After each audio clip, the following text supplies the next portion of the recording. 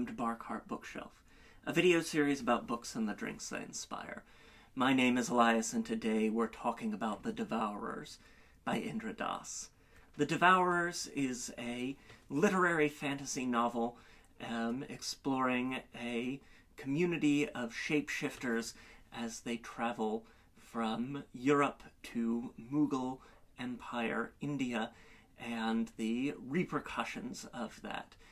It's a metafictional story. It's a really, the word that gets used for the book, and it is apt, is lush. It's one of those rich, prosy novels. It's one that's going to sweep you along into this sort of werewolf shapeshifter story, and use that as a way to talk about selfhood, sex and gender, desire, and being drawn together. It's a very clever book, and it's important, I think, in a time when sexual partner choice and gender identity are increasingly under pressure from state forces to separate. This idea of LGB without the T, this ludicrous, foul idea of that. I think it's really wonderful to read novels that are committed to the intrinsic connection between those communities, the fact that these communities of transgender people and same-sex, homosexual, bisexual, sexual minorities and gender minorities are one community and one group that is inextricable from itself, both historically and in the present day. There is no separation of queer identities, only shadings into and out of specificity. And that's sort of at the heart of The Devourers. It's a gay novel, it's a bi novel, it's a trans novel, it's a werewolf novel. And this is not to say that shape-shifting is inherently queer. I don't think any element of speculative fiction is inherently one thing. There can be straight, cis heteronormative shapeshifters, vampires, wizards, whatever. This is something that it can sometimes be quick to say, oh, it's inherently this. All vampires are bisexual. This is not necessarily the case. There are things you can say with all of these ideas in all sorts of different ways.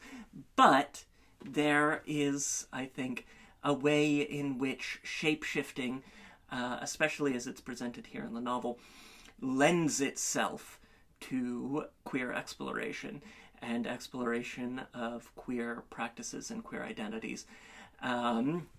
This notion of these shapeshifters having a bifurcated soul, having a first self that presents as human, and then their second self, their like werewolf, rakshasa, jinn self, these various tribes of shapeshifters who are called things throughout the sort of folkloric world. And from there, we see explorations through the characters. You know, there are, I'm sure, plenty of shapeshifters, and we see in the novel plenty of shapeshifters who don't self-interrogate, who don't go beyond their established cultural modalities, and so can't necessarily be described as queer because they are existing within this majoritarian context. And then, of course, there are many, many shapeshifters and human characters who go sort of beyond what they are identified with at birth or second birth, or form and reform identities in really intense and introspective ways. It's a novel to sit and chew and think with, and one that I really have had a wonderful time with over the last week. And so, of course, we had to have a drink. And this is going to be one to sit and sip and chew and think with. And that is the Khrissal. It is named for the word that these shapeshifters, these werewolves, use for humans, like pork, essentially. The word that they use for humans as prey animals, prey items. And we will start with 2 ounces of whiskey. You have this meta-narrative in the novel of a history professor in Kolkata who is annotating and transcribing scrolls containing this story from the Mughal Empire period by virtue of a mysterious stranger, a half-werewolf, and they, several times, drink whiskey together, have meet for drinks, and draw closer over the scope of this project, and over the scope of the novel, drawing ever closer, ever nearer, becoming more entwined with one another. So we're going to start with our 2 ounces of whiskey, using bourbon whiskey. Today, if you want to use an Indian whiskey, certainly you can't go wrong there. Next, we're going to get our modifiers. We're going to get half an ounce each of fig liqueur. This fig liqueur that I make myself by soaking dried figs and sugar in vodka for a couple of weeks. It's going to have that really rich, dark fruit, dried fruit, fruity quality, a sort of leathery sweetness to it, that sense of working with a scroll or being in this sort of humid, tropical environment.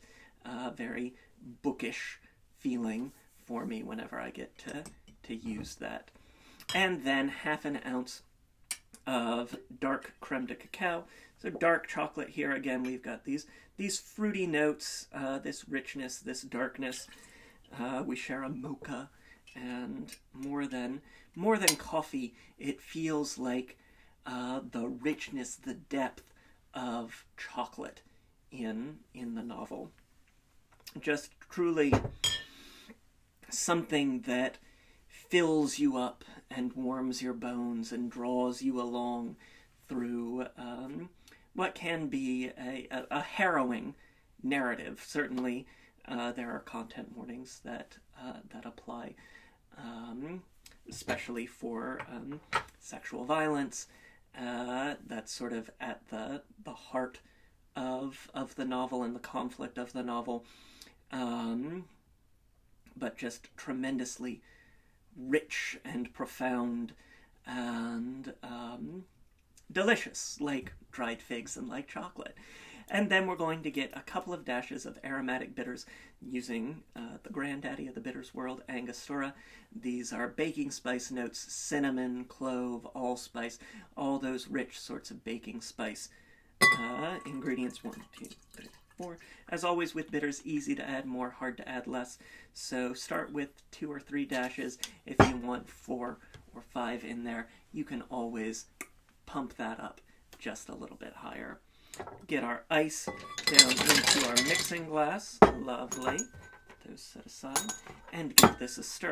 Nice, supple, something that you can just have as you sit and read and think and sort of pour over this narrative, as if you were Alok, the professor who is the overall narrator, the perhaps most overarching narrator of the story, or at least certainly the first one that we encounter as we begin the novel. Lovely. And give that a stir until everything is blended, our ice is melting, and take our julep strainer and strain into a stemmed cocktail glass like so. Perfect. Rich, dark, dark fruit, dark chocolate, sipping whiskey in the bourbon there. And there you have it. This is the Khrissal, inspired by the Devourers by Indra. The Devourers is available now. I've got a link to snag it in the description down below, as well as links to various forms of social media, including Blue Sky and Instagram, where there is always a written version of today's recipe. Got a link to snag my book as well, Cocktails and Consoles, 75 Cocktails and Mocktails inspired by the wonderful world of video games. You can catch me on tour with Cocktails and Consoles twice in the next 2 weeks, in Baltimore, Maryland, this coming weekend, the 22nd and 23rd, at Peabody Heights Brewery, and at the Lot Beer Co. in Granville, Ohio, the following weekend on the evening of Saturday the 27th. More details, again, on Blue Sky and Instagram. Try the drink. Let me know what you think in the comments down below. If you haven't read The Devourers yet, I really encourage you to check it out. It's one of those novels that's like an exquisite chocolate from a confectionery. Something that's savoring and rare and precious and delicious. One that I highly recommend. Hit that like button. It makes me so happy when you do subscribe if you haven't already, so you never miss an episode. Got some really fun books that we'll be talking about to round out February and head into the spring in March. And so, until next time, cheers.